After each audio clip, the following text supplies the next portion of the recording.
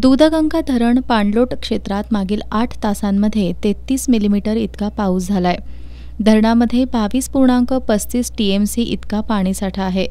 धरण 88% भरल्यानं धरण सुरक्षितता आणि विसर्ग नियोजनासाठी आज सायंकाळी 4 वाजता धरण सांडव्यातून 700 क्युसेक्सनं पाण्याचा विसर्ग वाढवण्यात आलाय। सांडव्यावरून 8,300 क्युसेक्स आणि विद्युतगृह सांडव्यातून 1,500 क्युसेक्स असा एकूण 9,800 क्युसेक्सनं दूधगंगा नदीपात्रात पाण्याचा विसर्ग सुरू आहे। त्यामुळे आधीच पूरस्थितीतून वाहणाऱ्या दूधगंगा नदीनं विसर्ग वाढवल्यामुळे रौद्र रूप धारण केलंय। सध्या सुळंबी, तुरंबे, कसबा वाळवे, बाचणी हे बंधारे पाण्याखाली आहेत। राधानगरी धरण पाणलोट क्षेत्रात दिवसभरामध्ये 53 मिलीमीटर इतका पाऊस झाला असून धरणाचे 3 स्वयंचलित दरवाजे उघडे आहेत।